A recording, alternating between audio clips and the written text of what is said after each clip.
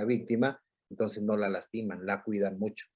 Por eso incluso a veces tienen un atentado anal crónico, pero no es fácil advertirlo. ¿Por qué? Porque los cuidan demasiado, ¿ok? Ano infundibuliforme, a ver, corrijan su presentación. ¿Ustedes creen que el ano infundibuliforme sea un signo clínico de atentado anal agudo? Porque el atentado anal agudo es una vez. Si el paciente me llega con atentado anal agudo, quiere decir que esta es la primera vez que le pasó. O bien puede ser un atentado anal crónico agudizado, es decir, que lo han agredido, pero ahorita trae datos agudos. Entonces, el ano infundibuliforme, pregunto yo, ¿será dato de un atentado anal agudo? No, claro que no. El ano se va deformando por tanta introducción de afuera hacia adentro. Entonces, con el tiempo se hace un embudo. Entonces, corríjalo. De hecho, lo pusieron en las dos áreas. El ano infundibuliforme es un dato inespecífico, solo no significa nada, pero definitivamente no es del atentado anal agudo, es del atentado anal crónico. Dolor en la zona anorrectal al caminar o al defecar. De hecho, cuando está uno en la clínica, lo de caminar y dice uno, ya sé que tiene, ¿no? Ya sé que tiene, porque es típico la posición antálgica al caminar para que no haya dolor. Presencia de equimosis, decíamos heridas, cualquier otra lesión que ya identificamos, que ya vimos en el capítulo de lesiones. Hallazgo de signos de contagio venéreo, águila. Si la víctima fue agredida sexualmente y analmente ahorita, ¿va a tener signos clínicos de contagio venéreo? No, no. No. Entonces, aplicando la norma, ¿qué voy a hacer con ese paciente, con esa usuaria, con ese usuario? Se le tiene que explicar que corre el riesgo de haber contraído alguna enfermedad venérea y en caso de, por ejemplo, de que se evalúe que tiene riesgo de contagio pues para VIH-Sida, pues ya procede a dar profilaxis y todavía entra en el tiempo. ¿Sí? Fíjate bien, Emma, fíjate bien. ¿Le mandas a hacer los exámenes para detectar enfermedades de transmisión sexual? ¿Sí o no? La víctima en general, mujer y hombre. Sí, porque se tiene que descartar. Pero ¿te va a dar positivo si le acaba de pasar? Ah, no, pero le tienes que, o sea, por eso le informas, ¿no? Para decirle de que, o sea, porque por la norma también le tienes que dar continuidad a ese caso, porque también es todo lo que conlleva, pues, o sea, la rehabilitación, o nada más decirle de que, ah, bueno, nomás te reviso y ya. Ahí les va. Tengo que mandárselo a hacer. ¿Por qué? Porque luego en el juicio me van a decir, ¿y cómo sabe usted que esa infección se la pegó mi cliente? ¿Le hizo exámenes usted cuando llegó? No, se los hice a las 2 semanas. Eso. Si usted le hace exámenes cuando llega y están negativos, quiere decir que él en ese momento no la tiene. Pero si me sale positivo a los 7 días, quiere decir que la adquirió con ese contacto. Entonces, a todo niño que les llegue, a toda víctima que les llegue con atentado anal agudo, águila, que no les haga ruido en la cabeza, tengo que mandárselo a hacer para que en juicio no vaya a perder el médico y le digan, es que yo no sé si lo que tú detectas a las 2 semanas fue adquirida con ese contacto o ya lo traía ella cuando la revisaste. Ah, pues, aplicando la norma 046, todo paciente, todo usuario, toda usuaria que me llegue con atentado anal o vaginal agudo, tengo que mandarle a hacer exámenes de laboratorio para detectar enfermedades de transmisión sexual. ¿Ok? Presencia de esperma, ese definitivamente es un dato de un atentado anal o vaginal agudo. Entonces, ¿qué hago? Acuérdense que tomamos muestras, los que ya fueron por ahí, se mete un hisopo, se toma uno alrededor de ano primero, se mete otro hisopo a recto y hay que darle vuelta a todas las paredes. 3 hisopos, lo ideal es que metamos 3 hisopos. ¿Por qué? Porque con 3 hisopos yo hago el barrido, ¿ok? Y bueno, buscar presencia de cuerpos extraños, acuérdense que es frecuente que veamos eso en la práctica. Ok. Atentado crónico, ya vimos el agudo. Va a tener cicatrices. En el crónico tiene cicatrices porque ya cicatrizaron. ¿Cuál cicatriz voy a buscar? La del desgarro. Pregunta. ¿La fisura anal me dejará cicatriz? No. No. Entonces es muy importante la foto. ¿Por qué? Porque la defensa del agresor va a decir, mándele a hacer un examen 4 meses después que lo judicializaron. Dice, no hay nada de lo que el doctor dice que vio. Ah, es que era una fisura. Y la fisura, como en la boca, como en todas las mucosas, se regenera. Por eso la importancia de definir si es una fisura o es un desgarro. El desgarro siempre te va a dejar cicatriz, la fisura no. Ok. Piel queratinizada en las proximidades del ano. De tanto que hacen la introducción, atentado anal crónico, de tanto que hacen la introducción se hace un, válgame la redundancia, un callo. Y ese callo se forma en el margen del ano. Entonces, pacientito que veamos con un ano hiperqueratinizado, con la línea anal externa, hiperpigmentada y queratinizada, ese es un dato de atentado anal crónico. Ok, borramiento de los pliegues que pueden estar borrados por completo o pueden estar disminuidos, acuérdense. Existencia del rodete fibroso que rodea el ano, igual por el mismo mecanismo de estar haciendo tanta introducción. Los pliegues pues pueden estar perdidos, borrados o aplanados. Deformación en infundíbula, le digo que me lo pusieron en los dos lados. Ese sí va en el crónico, ese sí va ahí. El otro hay que quitarlo de ahí. La disminución del tono del esfínter o la pérdida, cualquiera de los dos. Yo les pregunto, jóvenes, ¿la disminución o la pérdida del esfínter por la agresión anal va a ser para toda la vida o se va a recuperar mi paciente? Se podría recuperar, ¿no? Claro, se recupera. Porque es un músculo. ¿Pero qué necesitamos? Necesitamos que deje de tener el estímulo, ¿verdad? Necesitamos que dejen de lastimarlo. Si lo lastiman constantemente, pues no se va a alcanzar a recuperar. Y entonces, Leo Julio Leoncini nos dice que el tiempo aproximado de recuperación es entre 4 y 6 meses, dependiendo del daño que tenga, pero aproximadamente entre 4 a 6 meses. De tal manera, Águila, de tal manera que si ese niño o esa niña fue agredida sexualmente durante la infancia, la niña la fue agredida analmente de los 8 a los 12 años, la niña finalmente se decide a presentar denuncia, Águila, a los 14, voy a tener dilatación anal persistente. No, No. ya no. ¿Eso quiere decir que no le hicieron eso? No. Quiere decir que la cronología, que la duración del signo ya prescribió, no lo voy a tener. Pero si a esa paciente en su momento le hicieron un desgarro y tuvo un Wilson Johnson, ¿va a tener cicatriz? Sí. Sí. Si a esa paciente en su momento le hicieron fisuras, escoriaciones superficiales en la mucosa anal, ¿va a tener cicatriz? No. No. Entonces, pues, por eso es importante que cuando veamos al paciente le tomemos fotografías, porque los procesos no son de 2 semanas. El proceso judicial se va a llevar 1 año.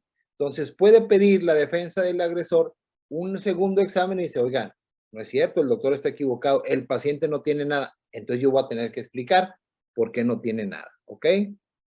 Ok, el signo de la reacción del esfínter es lo mismo, ¿no? La dilatación anal refleja lo. ¿Qué hacemos para probar la respuesta del esfínter? Pellizquen la nalga, pellizquen el glúteo, lo pellizcan y va a intentar el ano cerrarte. Se llama ano en diafragma o se llama respuesta anal al estímulo, ¿ok?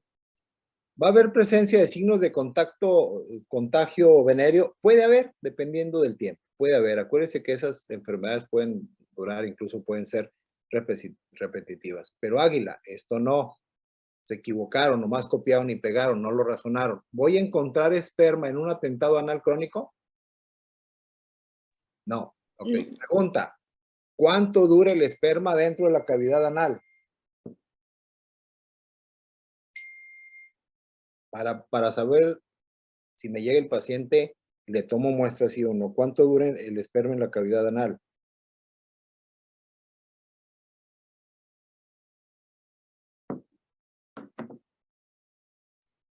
¿Cuánto creen que dure? Pero Bueno, o sea, por ejemplo, en la cavidad vaginal dura 16 días. Entonces no sé si aquí sería un poquito menos.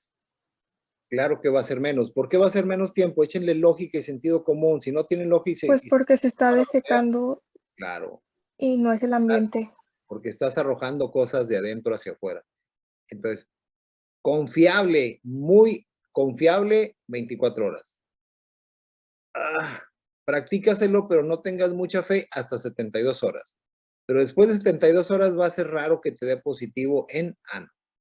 Imagina, confiable 24 horas, confiable 72 horas. Después de 72 horas ya va a ser muy difícil que sea confiable.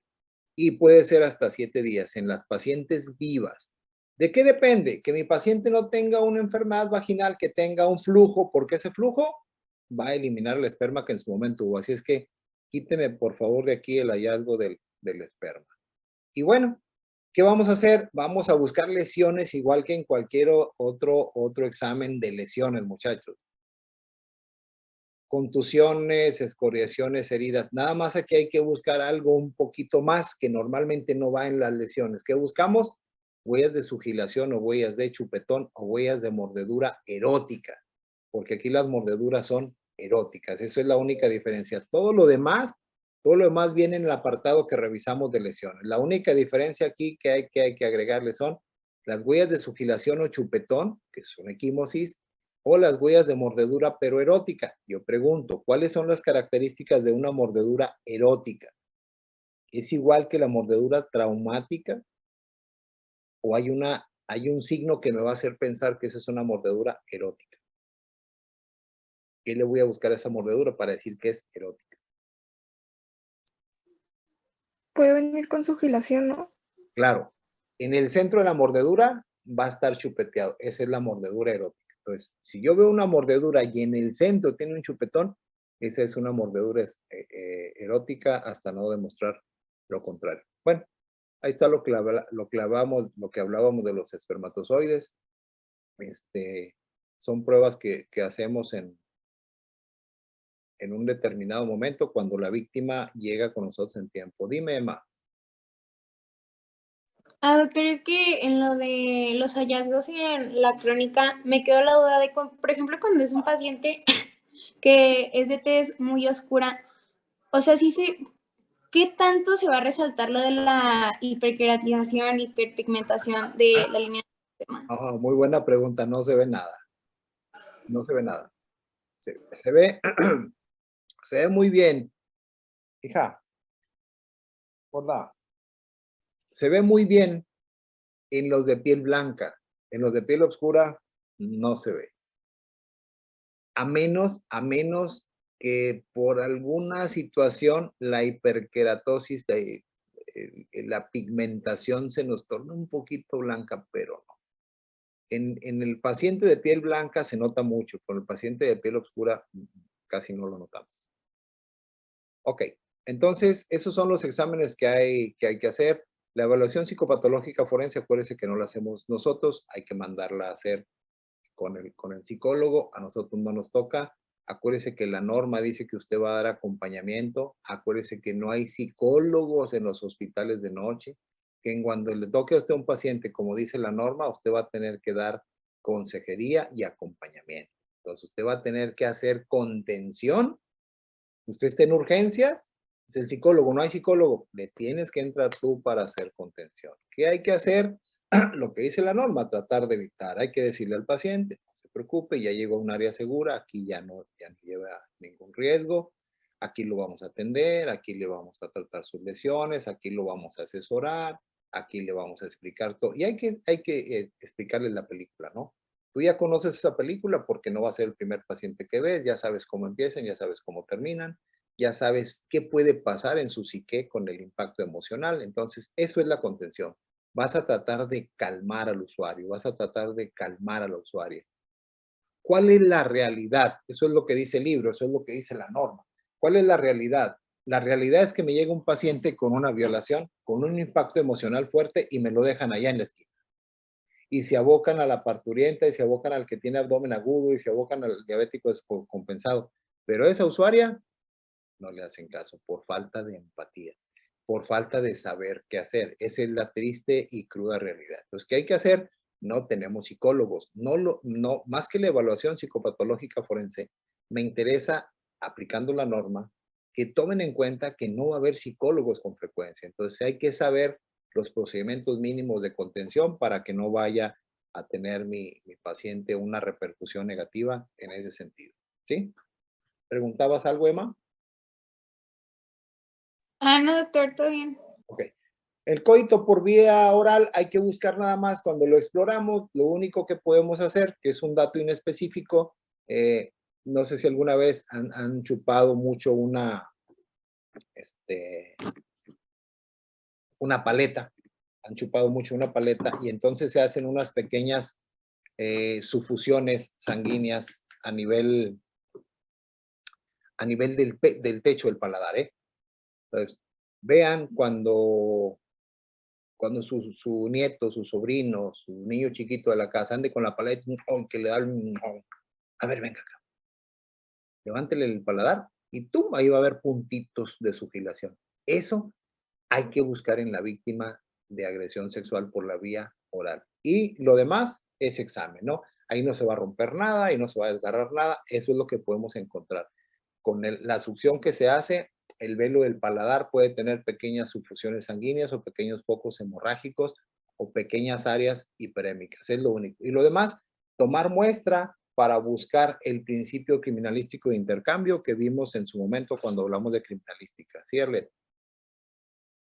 No, nada más que iba a mencionar que también pues se buscaba que podía encontrarse semen hasta 16 horas después. Ok. O bueno, mínimo eso decía el libro.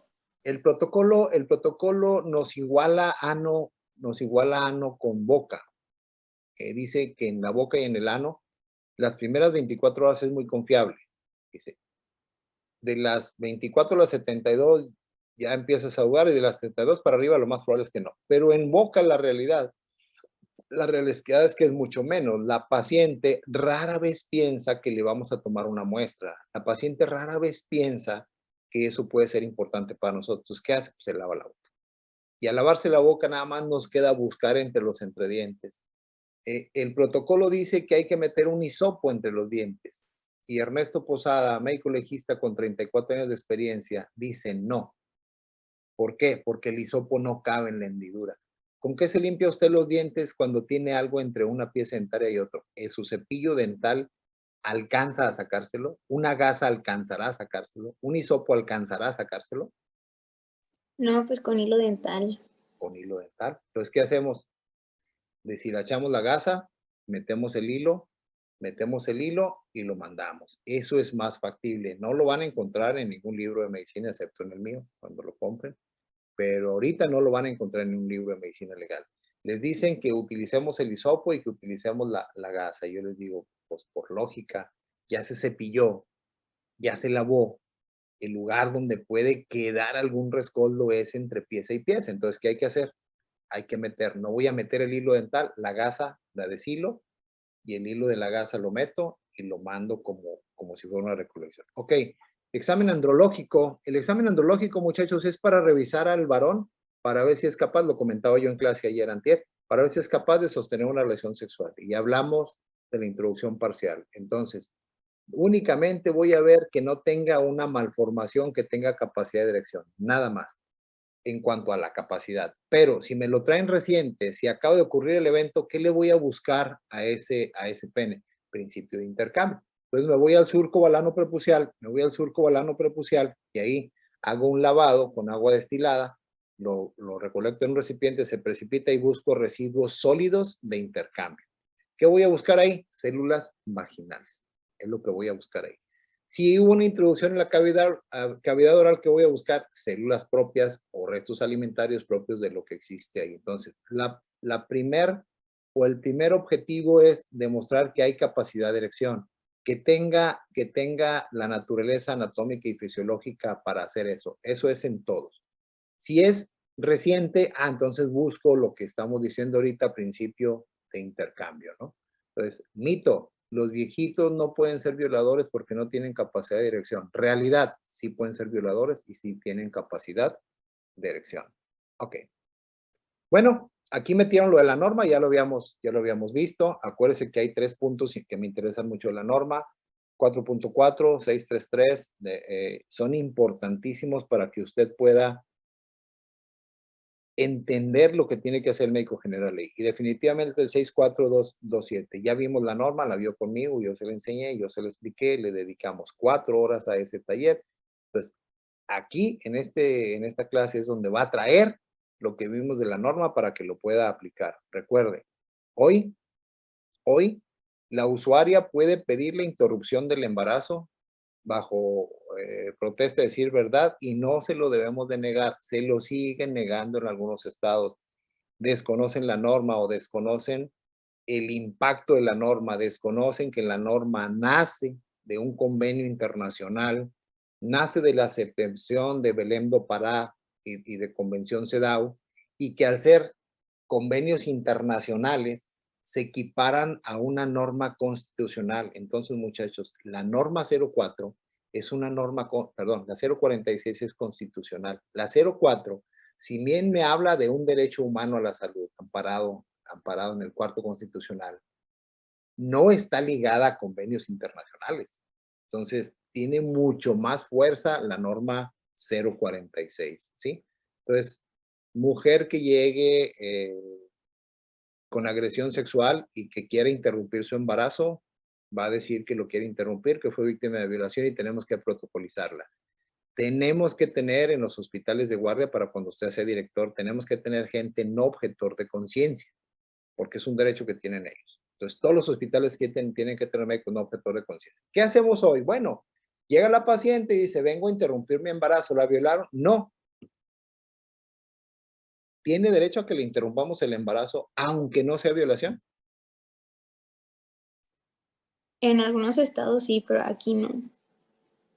Emma, déjame le digo a mi esposa que me traiga una pistola, aunque sea por la pantalla, te voy a dar un balazo. O sea, pero aunque no sea violación. Aunque no sea violación. A ver, Miguel Loza, échale. Sí, no tenemos que poner en duda mientras ella haga o diga por escrito que fue por violación, aun cuando no haya sido violación. Pero la pregunta, Miguel, olvídate, la de violación dice que de acuerdo al 5 tenemos que obrar, tenemos la obligación de creerle de acuerdo a la ley de víctimas. Pero yo me refiero, Miguel, a que llega una paciente contigo y te dice, vengo a que me interrumpan mi embarazo. No es violación. ¿Tiene derecho a que se le interrumpa el embarazo? En los estados que sea legal, sí. ¿Y en Coahuila? Si mal no recuerdo, sí. Sí, en Coahuila. Y lo vimos. Ok. Muy bien. ¿Quién habló por ahí? Ok. Es que no me apareces aquí, Omar. Y ese es el término correcto, Omar. No está legalizado, está despenalizado.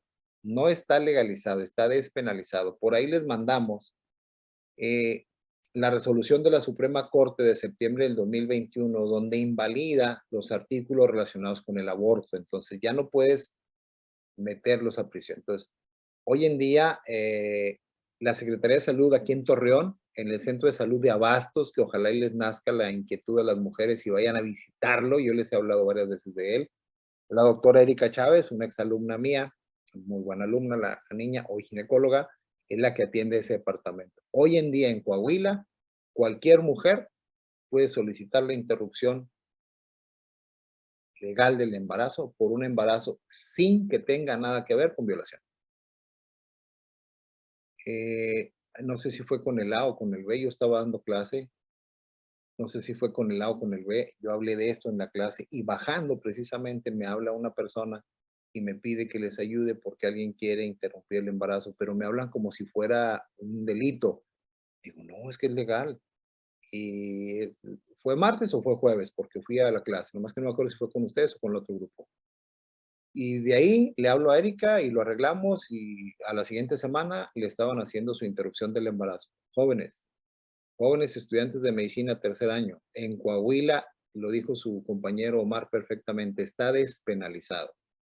No está legalizado, que son dos términos diferentes, pero para fines prácticos, cualquier mujer puede interrumpir su embarazo, sea o no producto de violación. La siguiente pregunta. Cristian, ¿vas a decir algo, Cristian? Sí, doctor, mi pregunta es, o sea, ¿se puede interrumpir en cualquier hospital o tiene que ser específicamente, por ejemplo, en uno privado? Muy buena pregunta. Es nada más en los hospitales públicos, Cristian. Es decir, tú tienes derecho al hospital público gratuito. Y esa es una muy buena pregunta. Pero entonces si voy al privado, no, también en el privado lo puedes hacer. Nada más que el privado sí te va a cobrar. Y el hospital público no te va a cobrar. Esa es la única diferencia. Y andan, les digo, ustedes nos tienen aquí, no nos aprovechan. El colegio de ginecólogos anda atrás de nosotros. Danos otra plática y danos otra plática. Cualquier ginecólogo hoy en día, en cualquier hospital privado, puede hacer una interrupción voluntaria del embarazo, ilegal del embarazo. Cualquiera. La diferencia, pues es que le va a cobrar. Pero es un derecho que ya obtuvieron las mujeres. Las mujeres no solo en Coahuila, las mujeres de todo el país, basado en ese criterio de la Suprema Corte, basado en ese criterio, ya cualquier mujer, porque es un criterio de la Suprema Corte, ya cualquier mujer puede interrumpir el embarazo. Y en ninguna parte del país, porque es una resolución de la Suprema Corte, muchachos, no es para Coahuila. Las resoluciones de la Suprema Corte son a nivel nacional. A partir de septiembre del 2021, ninguna mujer que aborte voluntariamente, que no la hagan abortar, que aborte voluntariamente en México, puede ir a prisión. ¿Por qué? Aunque en el estado donde ella aborte lo sigan castigando, está la tesis de la Suprema Corte. Y por encima del Código Penal está la tesis de la Suprema Corte. Entonces, empodérense, muchachas. En todo el país, cualquier mujer puede solicitar la interrupción del embarazo. Si lo hace en la institución pública, no hay costo.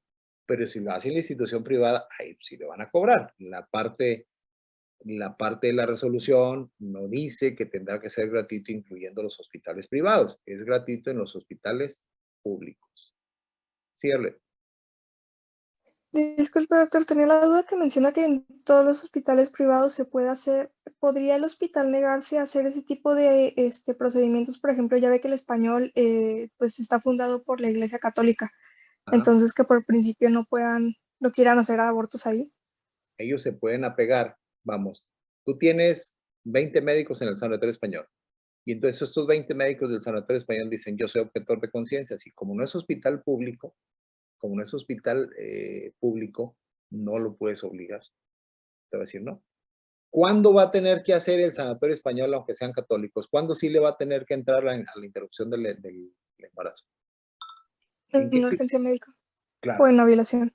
En una urgencia médica, nada más en la urgencia médica. Si no es urgencia médica, tiene derecho a no hacerlo, ¿cierto? Entonces, la ley no obliga a los hospitales, acuérdense que hay hospitales jesuitas, la ley no obliga a los hospitales privados a eso, a los públicos sí. Y por eso dice la norma, y por eso dice, por eso nos tratan de invalidar el 10 bis o el comentario del 10 bis. La norma es muy clara. La norma dice, y por aquí lo traen ustedes, Ok. Creo que no lo alcanzaron a ver. El personal de salud que participe en el procedimiento de interrupción voluntaria del embarazo no estará obligado a verificar el dicho de la solicitante, entendiéndose su actuación basada en el 5º de la Ley General de Víctimas. ¿Sí? Se deberá respetar la objeción de conciencia del personal médico y de enfermería encargados del procedimiento. Pero la misma norma dice que todos los hospitales tendrán que tener médicos no objetores de conciencia, hospitales públicos, no privados. Entonces el hospital privado dice, no, aquí no. Yo no acepto, por lo que yo no acepto, es un servicio que no estoy obligado a dar, con excepción de la urgencia. Si es una urgencia médica, entonces sí le tienes que entrar. Ok, de los artículos que nos faltan es el estupro. Hay que tener en cuenta que esta es una relación sexual consentida, ¿sí?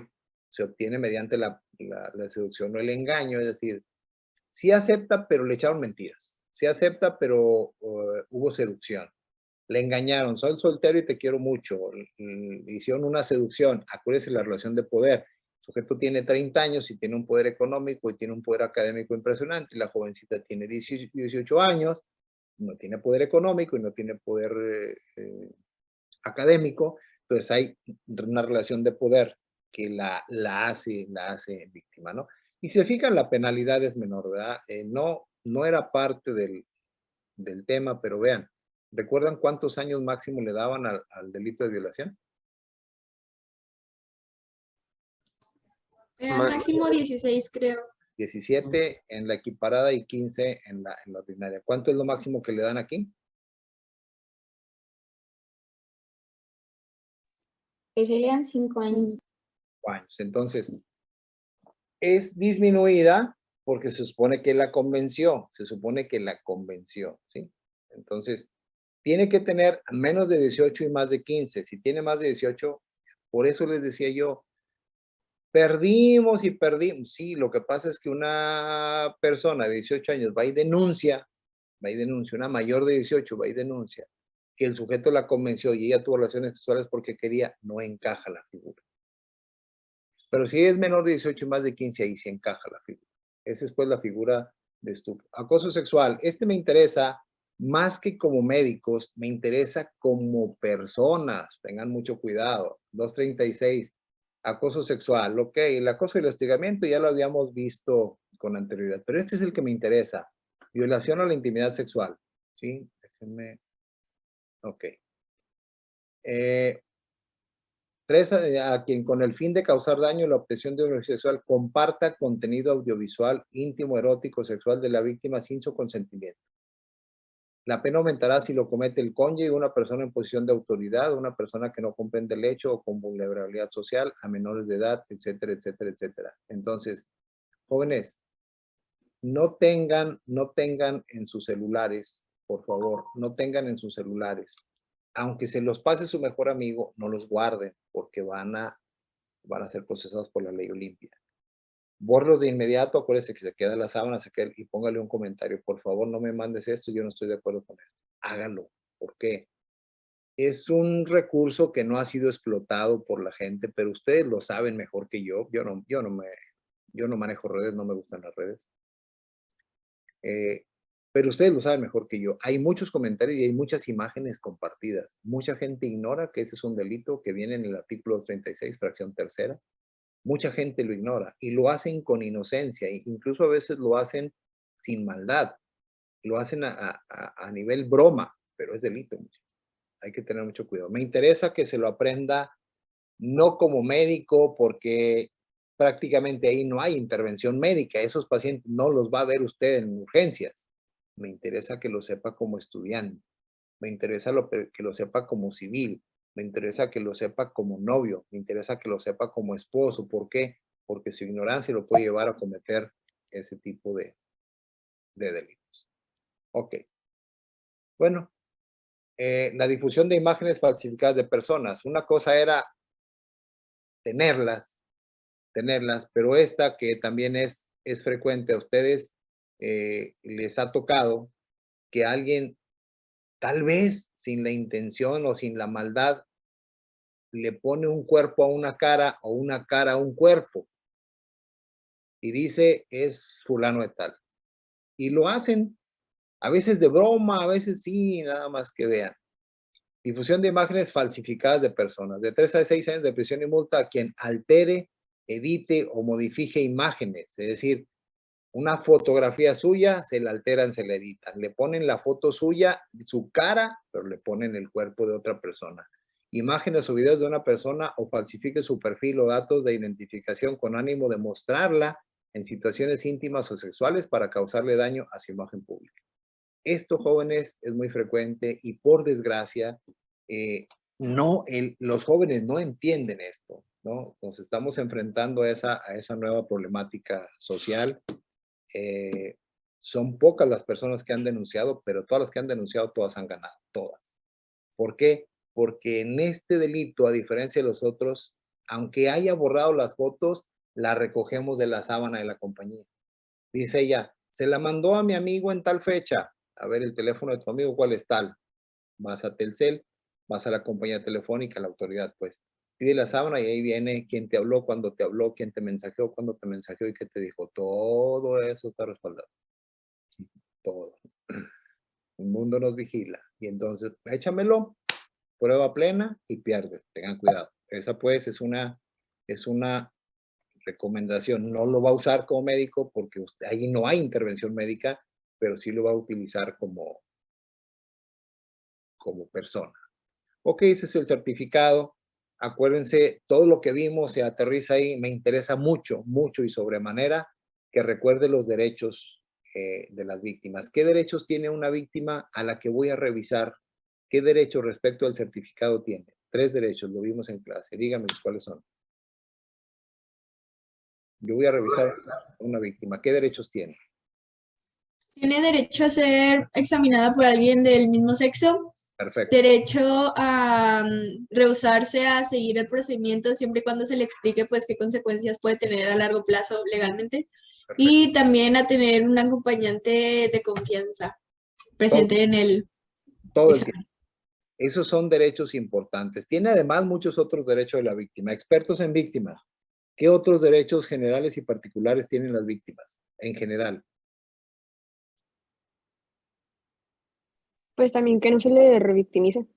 Que no se le revictimice. Muy bien. Por eso decíamos en la clase, no la explores en urgencias, no vayas, separe labios y vea himen y desgarros y escotadoras si no es una urgencia, no tiene caso.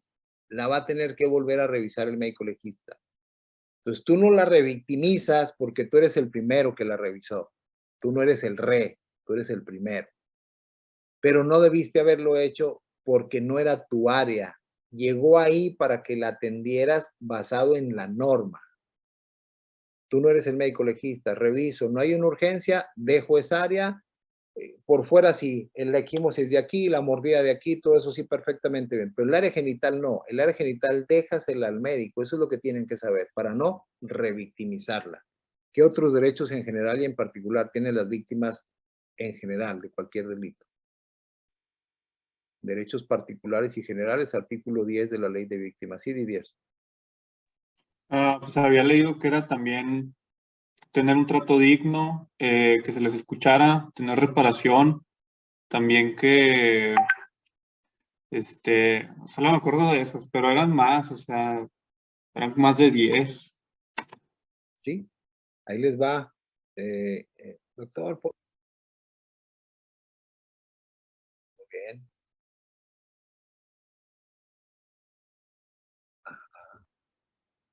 Bien. Fíjense bien, ¿quién habló por ahí? Ok, Omar. ¿Qué voz es otra, Omar? Ok, ahí les va. Sí, me gustaría, no, darles clase 2 horas de, que muy pesado, estoy viejito, pero sí me gustaría verlos por lo menos 15 minutos diarios. Ahí les va. Este oficio me lo mandan el día 11 de octubre. Lo fechan el 11 de octubre. Lo recibimos nosotros el 19 de octubre. ¿A qué estamos? 19 de octubre. 19. Ok. No sé, déjenme ver.